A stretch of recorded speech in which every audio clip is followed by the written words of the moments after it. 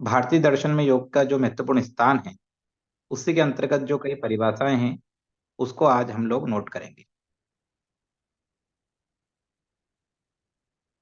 देखिए, योग विद्या जो है वो सभी विद्याओं में सर्वोपरि है और विशेष स्थान रखती है।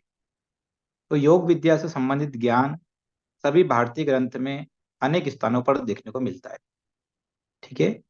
वेद पुराण हो, उपनिषद हो, श्रीमद् भगवद गीता हो, आदि प्राचीन ग्रंथों में योग विद्या विद्यमान है। फिर क्या है कि अपन अगर थोड़ा सा और अभी आधुनिकता की तरफ जाते हैं, तो हड़प्पा संस्कृति जो हुई थी, हड़प्पा संस्कृति की खोज हुई थी, तो उसमें अनेक शिलालेखों पर योग की मुद्राएं देखी गई। ठीक है। ये लगभग 5,000 वर्ष पूर्व से इसको माना गया है कि योग उसके पूर्व से था और पहले से था, लेकिन जितना समय यहाँ पर अपन बोल सकते हैं वेदों की स्थापना हुई, उसके भी पूर्व से योग विद्यमान है। ठीक है। तो आज अपन इसकी कुछ परिभाषाओं में अपन देखते हैं, चलिए उसमें नोट करिएगा। उस दिन भी अपन ने योगस्य चित्त निवृत्ति निरोधः, जो अपन ने सर इसकी अभी कुछ नोट तो नहीं करवाए? नहीं नहीं, अभी शुरुआत ही किया है। सर ये सर एक्सक्यूज मी सर, वो एक जो लास्ट में लिखवाया था कल नाक कान वाले, मतलब कौन कौन से प्राणायाम और आसन हमारे काम आते हैं, तो सर अनुलोम विलोम किस में आता है? नाक के लिए तो है। अभी अभी छोड़ो, अभी अनुलोम विलोम का पूरा अलग से आएगा। ओके। अपन प्राणायाम को ही पढ़ेंगे। जब अभी आसनों को पढ़ेंगे, प्राणायाम को पढ़ेंगे, तो उसमें उसका विस्तार होगा। ठीक है। ये अनुलोम विलोम के फायदे भी लिखेंगे अपन, अनुलोम विलोम कैसे करना है वो भी लिखेंगे, उसकी पद्धति को भी लिखेंगे, विधि भी लिखेंगे, सब कुछ लिखेंगे। अनुलोम विलोम अलग से टॉपिक आएगा पूरा। हाँ जी सर, नहीं मैं ये बोल रही थी सर, नाक कान के जो समस्याएं हैं उससे जो कल हमने लिखा कि सूर्य नमस्कार, सर्वांगासन, सिंहासन ये सबसे ठीक होता है, तो उसमें ये भी है ना सर? नाड़ी शोधन, वो तो देखो, नाड़ी शोधन तो वो आप ऐसे, अच्छा, वो तो नाड़ी अपन शोधन के अंदर आता है। समझो क्या होता है कि मान लो कि मैंने आपसे बोला कि एक आसन जो है वो केवल एक ही फायदा नहीं करता है। तो ऐसे एक ही प्राणायाम केवल एक ही फायदा नहीं करता है, एक प्राणायाम अनेक फायदा। अब ये तो सभी को सर्वविदित है, अगर नाक का मामला है तो वहां पर अगर अपन ऐसा सब लिखने जाएंगे, तो वो तो नाड़ी शोधन भी लिखना पड़ेगा, भस्त्रिका भी लिखना पड़ेगी, कपाल भाती भी लिखना पड़ेगा, क्योंकि नाक में तो सभी उपयोग में आ रहा है। नहीं सर, एक्चुअली देखो, नाड़ी शोधन नहीं समझा था, इसलिए मैंने पूछा नाड़ी शोधन। नाड़ी शोधन मतलब अपन जो करते हैं ना, एक तरफ से सांस ली, एक तरफ से छोड़ी, एक तरफ से ली, एक तरफ से छोड़ी, वो नाड़ी शोधन होता है। नाड़ियों का शोधन करना। तो अपने शरीर में 72 नाड़ियां होती हैं, उनका शोधन अपन करते हैं। तो प्राणायाम बिना नाक के तो संभव ही नहीं है। नाक उसका मुख्य आधार है। नाक के बिना कोई, बहुत कम प्राणायाम है जो नाक के बिना हो सकते हैं, पर नाक तो बहुत जरूरी है, क्योंकि श्वास तो नाक से ही लोगे आप। तो जो भी कुछ करोगे, अप एंड डाउन करोगे, जो भी कुछ करोगे, नाक तो उसमें, नासिका तो मुख्य भूमिका है। ऐसे ही। हाँ हाँ हाँ, रेडी होने का टाइम मिल गया। सुनीता जी के डाउट के कारण, तो सुनीता जी को आप लोगों ने पहले सिखा रखा होगा कि डाउट पूछ लेना, तो सर आपको समझाएंगे, तब तक हम रेडी हो जाएंगे। हाँ। तो देखो क्या होता है कि एक बात का ध्यान रखो। आसन जैसे मान लो सर्वांग आसन, सर्वांग आसन के अनेकों तरह के फायदे, शीर्षासन उसके अनेक तरह के फायदे। तो अपन वो अनेक तरह के फायदे, तो एक आसन पे इतने फायदे हैं कि कम से कम अपन 7 से 8 पन्ने केवल एक आसन के फायदे पे लिख सकते हैं। तो अपन क्या करते हैं, ब्रीफ में उसके जो महत्वपूर्ण फायदे हैं, उसको ले लेते हैं। बाकी आसन, जैसे कई लोग तो ऐसे हैं कि उनको पता भी नहीं कि आसनों के लाभ क्या है, पर वो सालों से रोज आसन करते हैं, तो भी उनको तो लाभ मिल ही रहा है ना। ऐसा है कि लाभ की जानकारी होगी तो ही लाभ मिलेगा, ऐसा नहीं है। आप रोज करोगे तो भी आपको लाभ अपने आप पता चलेगा। ये तो कल आपको मालूम पड़ा कि उसमें जोड़ों में जो वायु रहती है, वो वायु बाहर निकल जाती है सूक्ष्म व्यायाम करने से, पर वो तो आप पहले से करते आ रहे हो। तो ये ऐसा ही है योग में, आप मतलब उसका नॉलेज अभी इकट्ठा कर रहे हो। और एक आसन के अनेक जगह फायदे हैं, अनेक जगह उपयोग हैं। एक प्राणायाम की भी अनेक जगह फायदे हैं, अनेक बीमारियों में फायदे हैं। उसके बारे में और विस्तार से अपन पढ़ेंगे, अभी वो टॉपिक सब बाकी हैं। और इसलिए ये जबरदस्त सब्जेक्ट है अपना, और इसको आपको बहुत नॉलेज बढ़ा के जाने वाला सब्जेक्ट है। इसलिए अपन ने योग को लिया है। ठीक है। और अपना विशेष सब्जेक्ट इससे लगाओ, ये अपना बहुत, कि इसकी जानकारी आप सबको होना चाहिए। चलिए, तो योग के परिचय में अपन ने उस दिन कुछ परिभाषा लिखी थी। महर्षि व्यास के अनुसार अपन ने लिखा था, उसमें एक बार और बता देता हूँ। योग समाधि, योग समाधि, महर्षि व्यास ने योग को परिभाषित करते हुए कहा है, योग नाम समाधि का है।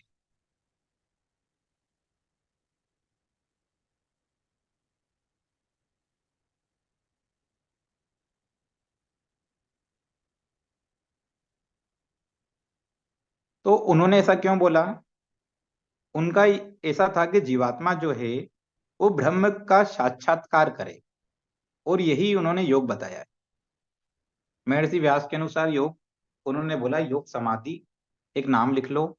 और उन्होंने योग का नाम है वो समाधि कहा है, योग को समाधि कहा है। और समाधि मतलब जीवात्मा जो परमात्मा से मिलन हो रहा है, ब्रह्म का साक्षात्कार हो रहा है, उसको समाधि कह रहे हैं।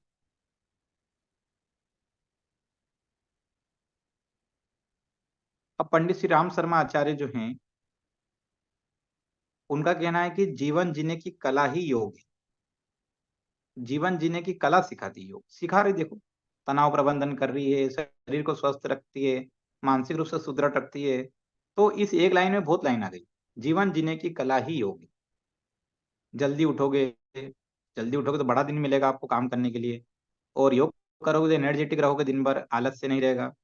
योग कौन से करोगे तो पंडित जी बीमार ने भी नहीं कहा है होगे। जीवन जीने की कला योग है? पंडित श्री राम शर्मा आचार्य जी ने, गायत्री शक्तिपीठ वाले, आप जानते होंगे।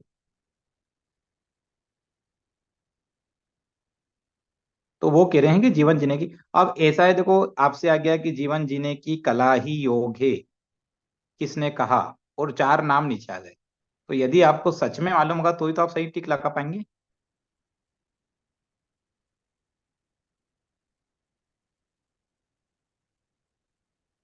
अब मनुस्मृति में बोला गया है, मनुस्मृति के 16 अध्याय के 731वें नंबर के श्लोक में, 16/731, 16/731, ध्यान योग से ही योग आत्मा सर को, ग्रंथ का नाम क्या है? मनुस्मृति, मनुस्मृति में बोला गया है कि ध्यान योग से ही योग आत्मा को जाना जा सकता है। मतलब उन्होंने ध्यान को ही योग बताया, एक तरह से अगर अपन सामान्य बात करें तो ध्यान योग से ही योग आत्मा को जाना जा सकता है। अब उपनिषद की बात आ जाती है, तो कठोप उपनिषद में, कठोप उपनिषद में तो लिख लो, कठोप निषद के अनुसार, कठोप उपनिषद के अनुसार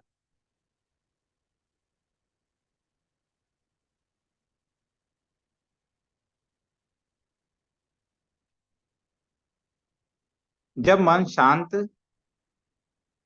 बुद्धि स्थिर हो जाती है, जब मन शांत, बुद्धि स्थिर हो जाती है, तो ज्ञानी इस स्थिति को सर्वोच्च स्थिति मानते हैं।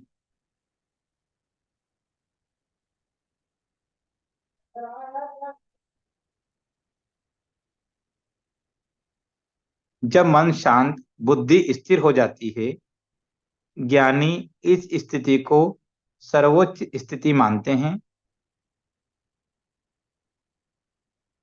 तो मन के दृढ़ निश्चय को ही योग कहते हैं, कठोप उपनिषद, मन के दृढ़ निश्चय को ही योग कहते हैं। जब तक आपका मन में निश्चय दृढ़ नहीं है तो आप योग नहीं कर सकते ना, सामान्य भी आसन भी तो नहीं कर सकते।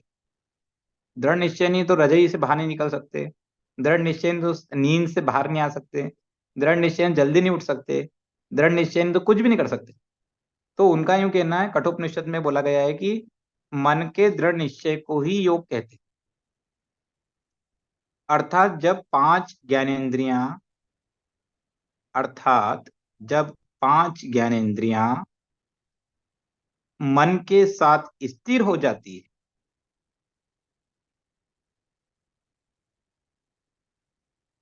जब पांचों ज्ञानेंद्रियां मन के साथ स्थिर हो जाती है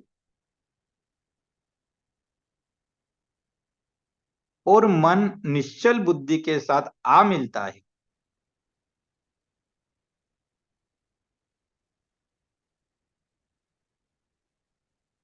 और मन निश्चल बुद्धि के साथ आ मिलता है,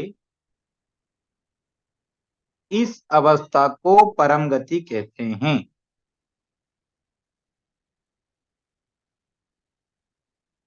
तो एक शब्द में क्या बोलेंगे? इंद्रियों की स्थिर धारणा ही योग है। सर इंद्रियों परम की के बाद को परम। परम गति कहते हैं, इंद्रियों की स्थिर धारणा ही योग है।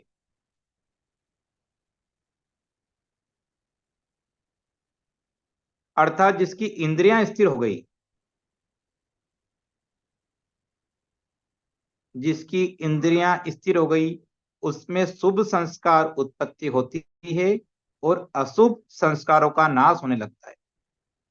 जिसकी इंद्रियां स्थिर हो गई, उसमें शुभ संस्कारों की उत्पत्ति होती है और अशुभ संस्कारों का नाश होने लगता है। यही अवस्था योग की है। जिनकी इंद्रियां स्थिर हो जाती है, उनमें शुभ संस्कारों की उत्पत्ति और अशुभ संस्कारों का नाश होने लगता है। यही अवस्था योग की है। कठोपनिषद के दूसरे अध्याय के तीसरे भाग के 10वें और 13वें श्लोक में, 10वें और 11वें श्लोक में ये पूरी बात आ गई है। ठीक है, सर रिपीट। देखो, रिपीट क्या करना है? उपनिषद कट उपनिषद के श्लोक क्या हुआ? कठोप उपनिषद के सर इसके दूसरे पहले थोड़ा सा और अशुभ संस्कारों का नाश होने लगता है, उसके बाद होने लगता है, यही अवस्था योग की है। यही अवस्था योग की है।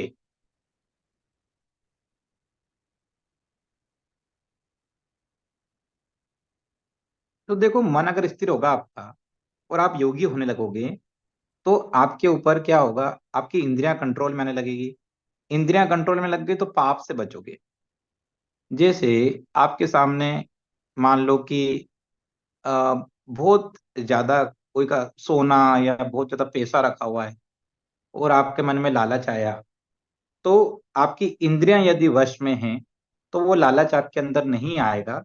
तो आपके जो अशुभ संस्कार हैं, वो उनका नाश हो गया अपने आप ही। या मान लो कि आपके मन में आ रहा है कि यार ये जीव है, इसकी मैं हत्या कर देता हूँ, तो जब यदि आप योगी हैं तो आपकी इंद्रियां आपको ऐसा नहीं करने देंगी। मन स्थिर हो गया तो वो बोलेगा नहीं नहीं, कोई जीव को पीड़ा होगी, तो आप वो कार्य नहीं करेंगे। तो अशुभ संस्कारों से बचना, या जैसे किसी को शब्दों से गलत बोलना, किसी के मन को दुखी करना, तो वहां पे भी आप रुक जाओगे कि नहीं यार, अपने को किसी के मन को दुखी नहीं करना है, क्योंकि ऐसा करेंगे तो क्या होगा कि उसको पीड़ा होगी सामने वाले को। और इस तरह के आपके बहुत सारे जो जैसे होता है कि ऐसे अपन देखते हैं कि बेईमानी हो गई, या जो भी अशुभ संस्कार जिनको बोल रहे हैं अपन, चोरी हो गई, बुराई करना हो गया, जितने भी अशुभ संस्कार हैं, इन सब से आपको मुक्ति प्राप्त हो जाएगी। कब हो रही है? जब इंद्रियां आपकी वश में है, मन स्थिर है। तो मन स्थिर किसका होगा? योगी का। इंद्रिया वश में किसकी रहेगी? योगी की रहेगी। इतना आसान नहीं है, पर धीरे धीरे जब आप योग करते हैं तो आपको सब कुछ स्थिर करना पड़ता है। देखो, जुबान पे भी लगाम लगानी पड़ती है, खाने पे भी लगाम लगानी पड़ती है, उसको भी समझ सकते हैं। वहां भी इंद्रिया वश में होना जरूरी है। सामने मिठाई देख के भी रोकना अपने आप को, है ना? नींद आ रही तो भी रोकना अपने आप को, नहीं उठ के गिलास लेना है, करना पड़ेगा। कुछ दृढ़ निश्चय आपने किया है, अभी ऊपर बात आई थी ना, दृढ़ निश्चय करना ही योग है। तो ऐसा मन स्थिर कर रहे हैं, इंद्रियां वश में हैं, तो इंद्रियां वश में होने से क्या हो रहा है? शुभ संस्कार आपकी उत्पत्ति हो रही है और अशुभ संस्कार का नाश हो। ठीक है, इस तरह से कठोपनिषद में जो बोला गया, बहुत अच्छी बात, बहुत अच्छी परिभाषा। और इसलिए अपन बोलते हैं कि जब भारतीय संस्कृति पूर्व में अपने उपनिषद और वेदों के आधारित थी, गुरुकुल पद्धति में, तो हमारा जो देश था उसकी शिक्षा को अन्य देश भी ग्रहण करते थे, क्योंकि वहां पर किताबों में और इसमें इस तरह से नहीं पढ़ाया जाता था जो अपन अभी देखते हैं। उसमें व्यक्ति के व्यक्तित्व को निर्माण करते थे। और भविष्य में जब वो व्यक्ति कहीं जाता था, तो उसके पास में वेदों का भी ज्ञान होता था, उपनिषदों का भी ज्ञान होता था। और उपनिषद, वेदों का, भगवत गीता का, इसका ज्ञान इतना कुछ है कि व्यक्ति कहीं भी जाकर किसी भी विकट परिस्थिति में भी जीवन यापन कर सकता है। ठीक है, चलिए आगे देखते हैं। सर तो ये एक कठोपनिषद कठोपनिषद में कोई संख्या नहीं थी ना सर? किस अध्याय है का ना, आपने संख्या बताया दिखा था था? ये, दूसरा अध्याय तीसरा भाग का 10वां और 11वां श्लोक है ये, उसका हिंदी अनुवाद मैंने कर दिया है आपके लिए। पूरा जो लिखा है अपन ने उसका हिंदी अनुवाद है। दूसरा अध्याय। तीसरा भाग 2/3/10-11, मतलब 10वां और 11वां श्लोक।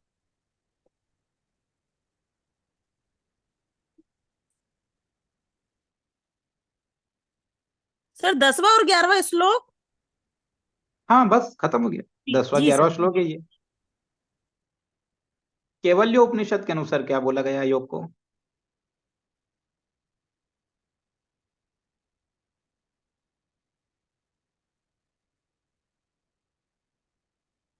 श्रद्धा भक्ति योग वेदी है। केवल्य उपनिषद के अनुसार श्रद्धा भक्ति और ध्यान के द्वारा, श्रद्धा भक्ति और ध्यान के द्वारा आत्मा को जानना ही योग है। केवल्य उपनिषद के अनुसार श्रद्धा भक्ति और ध्यान के द्वारा आत्मा को जानना ही योग है।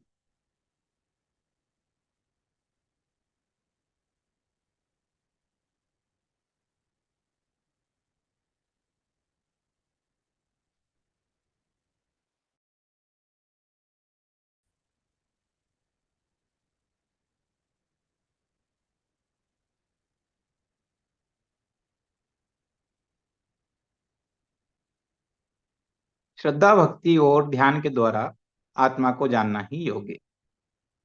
याज्ञवल्क्य स्मृति के अनुसार, याज्ञवल्क्य स्मृति के अनुसार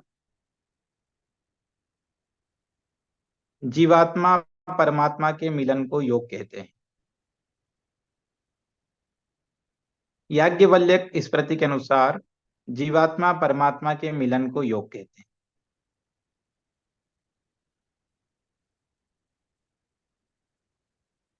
अर्थात इसका अर्थ क्या हुआ? जीवात्मा परमात्मा के मिलन को ही योग कहते हैं अज्ञानता के कारण। इसका अर्थ बता रहे हैं ना, अज्ञानता के कारण यह जीवात्मा, अज्ञानता के कारण यह जीवात्मा संसार चक्र में फंसी रहती है। अज्ञानता के कारण यह जीवात्मा संसार चक्र में फंसी रहती है। ज्ञान के उदय होने पर, ज्ञान का उदय होने पर उसका परमात्मा से मिलन हो जाता है। ज्ञान का उदय होने पर उसका परमात्मा से मिलन हो जाता है। फलस्वरूप उसके सभी दुख समाप्त हो जाते हैं। फलस्वरूप उसके सभी दुख समाप्त हो जाते हैं। उसका परमात्मा से मिलन हो जाता है, फलस्वरूप उसके सभी दुख समाप्त हो जाते हैं।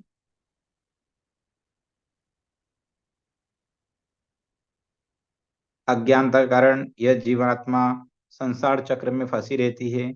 ज्ञान का उदय होने पर उसका परमात्मा से मिलन हो जाता है, फलस्वरूप उसके सभी दुखों का नाश हो जाता है। सर वेदांत में भी यही लिखवाई थी आपने। हाँ, केवल स्मृति और वेदांत एक ही, इसका पूरा वो है, एक ही परिभाषा दोनों की। उसके अगर वहां वेदांत में लिखा था तो उसके साथ में याज्ञवल्क्य स्मृति के साथ में भी इसको लिख लेना। अग्नि पुराण के अनुसार,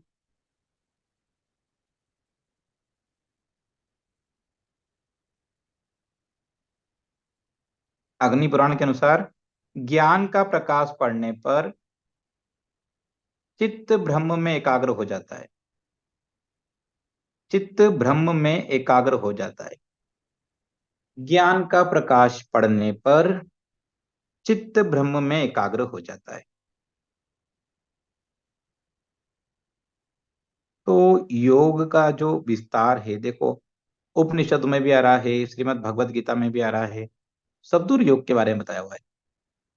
तो योग केवल आसन करना ही योग नहीं है, बकायदा बताया जा रहा है कि ज्ञान की, आपको जो बता रहे हैं ज्ञान, तो ज्ञान कौन सा वाला बता रहे हैं इसमें?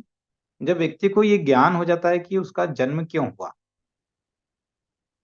वो सांसारिक भव बंधनों से मुक्त होने लगता है। वो परमात्मा को एकदम अपना जो उसका चित्त होता है वो शांत होने लगता है, उसके अंदर जितनी भी वृत्तियां होती है उसका निरोध होने लगता है, और धीरे धीरे चित्त ईश्वर की ओर, परमात्मा की ओर लीन होने लगता है। ये अग्नि पुराण, फिर उसके स्कंद पुराण में आ जाते हैं। स्कंद पुराण।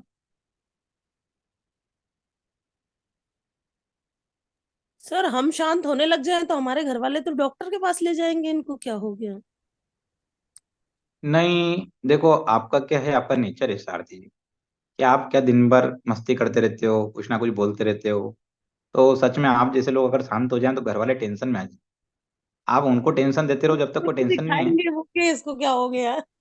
हाँ, वो आपको दिखाने ले जाएं कि ये एकदम से शांत जो हो गई हैं। तो एकदम से शांत कोई व्यक्ति नहीं हो सकता। एक बात ध्यान रखना, जैसे मान लो आप योगी भी बनोगे तो धीरे धीरे आपके नेचर में परिवर्तन आए। और आपका जो नेचर है वो वैसे खुश मिजाज नेचर है, तो वो अच्छा है, उसको गलत नहीं बोलते हैं। वो अच्छा नेचर है। आप जैसे अंदर से, जैसे व्यक्ति जो खुश से रह सकता है वो कौन रह सकता है? जिसके अंदर हमेशा खुशी झलके वो कौन हो सकता है? जिस, अब ऐसा नहीं उनके जीवन में दुख नहीं आते, दुख आते हैं, पर उसको भी वो लोग बहुत हल्के में लेते हैं, दुखों को भी एकदम उड़ा देते हैं। तो वो सह क्या रहता जाते है हैं कि सर, सब सह लेते हैं। हाँ, सब सह लेते हैं वो। तो ऐसे जो लोग होते हैं ना, वो ऐसा नहीं कह सकते कि वो एकदम बिल्कुल उनको असर नहीं हो रहा है या ऐसा नहीं हो रहा है, होता है, पर वो मैनेज करना जानते हैं। तो ये तनाव को मैनेज कर लेते हैं, हंस के पूरी बात कर लेते हैं। दूसरा भी कोई तनाव वाला इनके पास पहुंच जाए तो वो दूर हो जाए, हंसते रहते हैं, मुस्कुराते रहते हैं। तो ऐसा जीवन अच्छा है, कोई गलत नहीं। हाँ, वो बिल्कुल आपने सही बोला कि आप शांत हो जाओ एकदम से, तो आपके घर वाले मेरे को फोन लगा दें कि सर क्या कर दिया आपने, क्या बता दिया इनको ऐसा कि एकदम शांत हो गई हैं ये।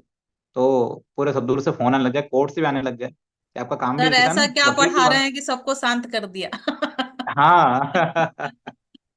तो अपन ऐसा नहीं कह रहे हैं, देखो अपन कह रहे हैं, कभी भी देखो, आप एक बात समझो, खुशी वाली बातें होती हैं, मस्ती वाली बातें होती हैं, तो ये भी जीवन का रस है, ये होना चाहिए। और यदि आप एकदम से मान लो कि आपका चित्त जो है, आपको सामने कोई सी भी किसी तरह की परिस्थिति आ रही है और उसमें आप समभाव रख रहे हैं, ऐसा जैसे हंसते रहते तो हंसते रहते हैं, मुस्कुराते हुए सब, जितनी भी तनाव रहता है उसको आप प्रबंधन कर रहे हैं, और चित्त आपका एकदम शांत है, मन आपका एकदम शांत है, आपके ऊपर असर नहीं हो रहा, समभाव। तो समत्व योग उच्चते, आपने समभाव से दुख को भी लिया, समभाव से सुख को भी लिया। दुख की बात आई तो भी आप हंसते हुए रहे, सुख की बात आई तो हंसते हुए ही यहाँ। तो दोनों में भाव एक जैसे। अब जैसे मान लो कोई गंभीर रहता है, कोई व्यक्ति गंभीर रहता है, और उसके सामने दुख की बात आएगी तो भी समझ में नहीं आएगा कि ये इसको दुख आया, क्योंकि वो तो ऑल टाइम ही ऐसा रहता है। कई लोगों को आप देखना, वो ऑल टाइम ऐसे रहते हैं जैसे दुखी है, कि इससे बड़ा दुखी संसार में कोई नहीं। तो वो सुख की बात ही बताओगे तो भी वो दुखी रहते हैं, और दुख की बात बता दी तो और ही फिर हालत बिगड़ जाती है। तो क्या होता है कि ऐसे हंसता मुस्कुराता जो व्यक्ति रहता है, मतलब वो क्या कर रहा है कि आज के दौर में यदि एक व्यक्ति ये सीख जाए कि हाँ, मतलब मुझे कोई भी जो बातें हैं वो बातें बहुत दीर्घगामी नहीं होगी। अगर आज सुख आया है तो अगले पल दुख भी आएगा, दुख आया तो अगले पल सुख भी आएगा। और दोनों को समान भाव से नहीं मतलब उसमें उसका रिएक्ट कैसा करे, वो समान भाव जैसे। अब योगी जो होगा वो उसमें क्या होगा कि उसके लिए बहुत ज्यादा सुखी वाली बात भी आप बोलोगे तो भी वो समभाव में लेगा उसको, दुख वाली बात भी बोलोगे तो भी समान भाव में लेगा, उसको अंतर नहीं आएगा। उसको आप ऐसा नहीं सोच सकते कि कोई दुख वाली बात बोली तो बहुत ज्यादा वो डिप्रेशन में चला जाए, वो जाएगा ही नहीं, क्योंकि उसको पता है कि ये जितनी भी बातें हो रही सांसारिक, इसका परमात्मा से या ऊपर वाले से कोई लेने देना नहीं। दुख जो भी है वो सांसारिक है। और इसलिए क्या बताया जा रहा है कि जितना ज्यादा आप सरल रहोगे उतने ईश्वर के निकट रहोगे। जितने ज्यादा आप ये सांसारिक बंधनों में बंधोगे, जितना ज्यादा आप मतलब सांसारिक बंधन कैसे, कि जैसे मान लो कि आपको बहुत पैसे का लालच हो रहा है, आपको बहुत सोच रहे हैं आप कि मेरे पास बंगला हो जाए, मेरे पास गाड़ियां हो जाए, और बहुत सांसारिक कि मेरे पास टीवी है, मान लो 40 इंच का है तो 55 इंच का हो जाए, 55 का है तो 75 का हो जाए।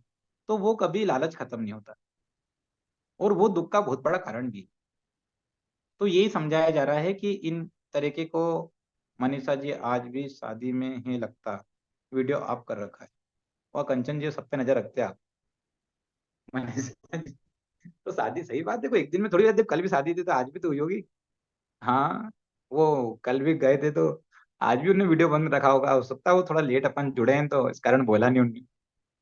सर वो मनीषा दिखा जी रही है सुन रहे हो ना? शादी में, वो दिखा दिखा रहे रहे हैं। हैं, देख लो आप, वो शादी कंचन में जी ने है। ऑन करवा दिया सर वीडियो। अच्छा अच्छा अच्छा। हम बैठे ही शादी अटेंड कर ले रहे। पर आप ये देखो कि शादी में रहकर भी वो क्लास अटेंड कर रहे हैं, इसको सीखा जा सकता है। मतलब उनको क्या बोल नहीं रहे होंगे लोग कि चलो आप चलो वहां चलो यहाँ चलो, और उनको पता है कि नहीं मुझे मेरे लिए क्या इंपॉर्टेंट है। तो इस टाइम में वो अपना वहां से मैनेज करके और अपने को समय दे, सभी के लिए शादी जरूरी, सभी सबके को लिए सीखना चाहिए। के लिए नहीं है। सर मैं भी अभी एक दिन के लिए उज्जैन बट गई थी अपने पापा की बरसी में, तो मैंने भी वहां से अटेंड की थी क्लास। नहीं, अच्छी बात है, देखो ये होना चाहिए। देखो ऑनलाइन का फायदा भी है कि आप भले कहीं भी रहे तो वहां से अटेंड कर सकते हैं, बहुत बड़ा फायदा ऑनलाइन। ऑनलाइन में आप कहीं भी हैं तो वहां से अटेंड कर सकते हो, क्योंकि घर से भी कर रहे हो या कहीं हो तो वहां से भी कर सकते हो। अगर मान लो कि यही अपनी क्लास होती तो आप नहीं कर पाते, घर में मान लो कि कुछ काम पेंडिंग भी रहे होंगे तो भी उसको रोक के भी आप कर लेते हो क्लास अटेंड। तो ये आपके लिए फायदेमंद है। ये ऑनलाइन प्लेटफॉर्म जो है ना, ये अभी जो कोरोना के बाद लोगों में जिज्ञासा बढ़ी और उसका समाधान हुआ, तो ये बहुत आने वाले समय में बहुत बदलाव करेगा। चलिए नेक्स्ट, आगे चलते हैं। स्कंद तो पुराण सर। स्कंद, हाँ, स्कंद पुराण के अनुसार जीवात्मा व परमात्मा को अलग अलग होना ही दुख का कारण है। जीवात्मा व परमात्मा का अलग अलग होना ही का कारण है,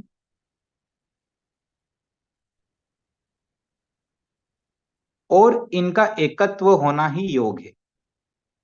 मतलब बात वही पुरानी वाली लगे कि जीवात्मा का परमात्मा मिलन होना, पर इन्होंने उसको थोड़ा अलग तरह से लिख दिया। इसमें क्या बोला कि जीवात्मा और परमात्मा का अलग अलग होना ही दुख का कारण है, तो एकत्व की स्थिति ही योग है। तो जीवात्मा और परमात्मा जब एक हो जाएंगे तो ही योग है, तो वही बात हो गई, जीवात्मा का परमात्मा में मिलन हो गया।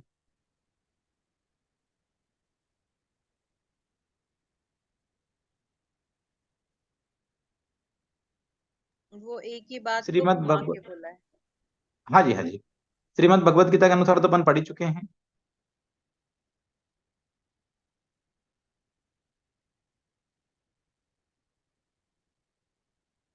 महो उपनिषद, महो उपनिषद के अनुसार मन के संवेगों पर नियंत्रण ही योग है। मन के संवेगों पर नियंत्रण ही योग है।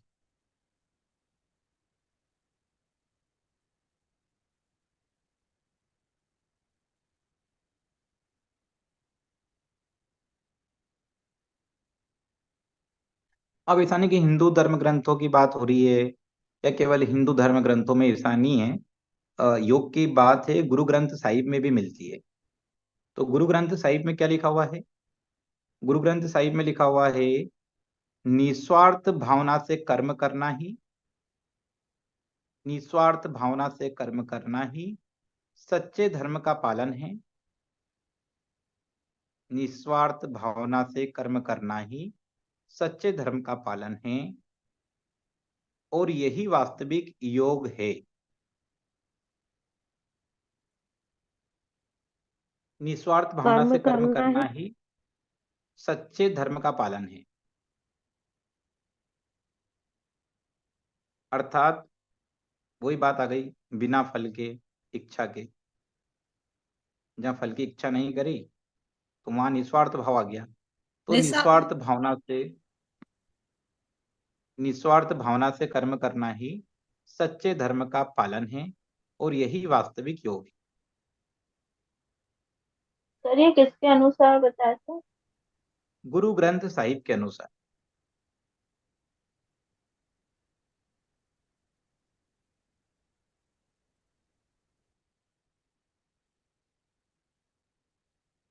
महर्षि अरविंद के अनुसार, सर सभी ग्रंथों में महर्षि, अलग, मतलब अलग रिलीजन्स में भी योग के बारे में हाँ लिखा है, इसका मतलब।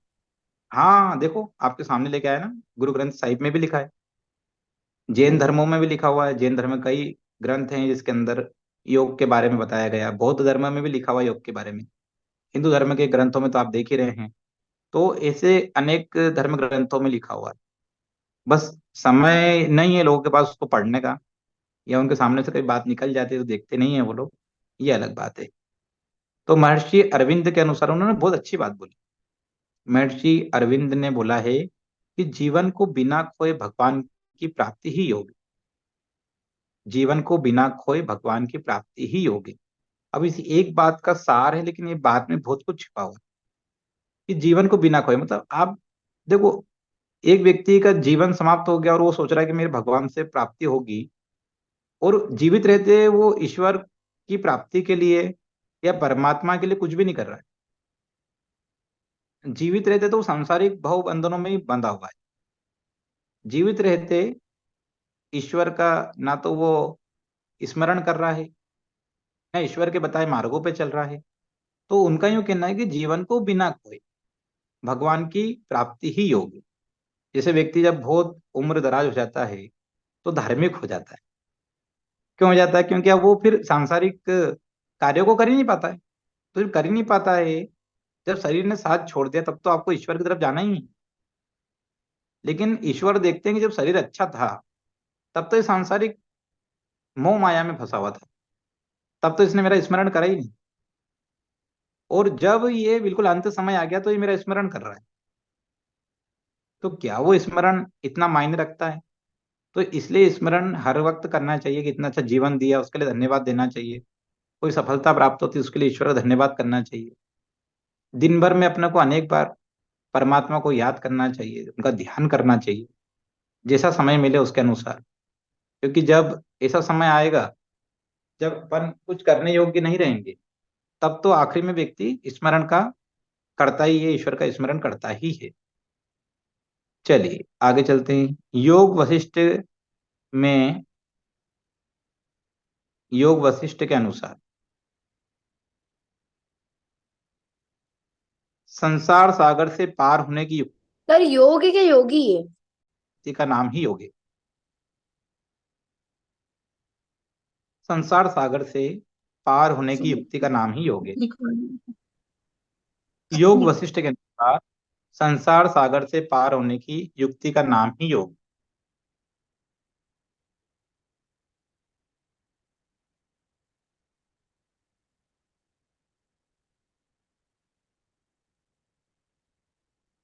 तो इस तरह से अपन ने उपनिषदों के अनुसार भी योग की परिभाषाओं को देखा।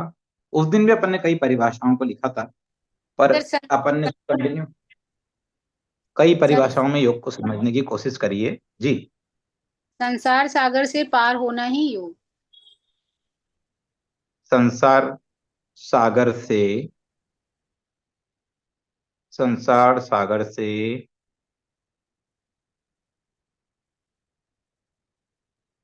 पार होने की युक्ति का नाम ही योग है।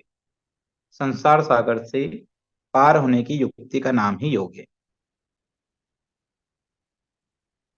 ठीक है।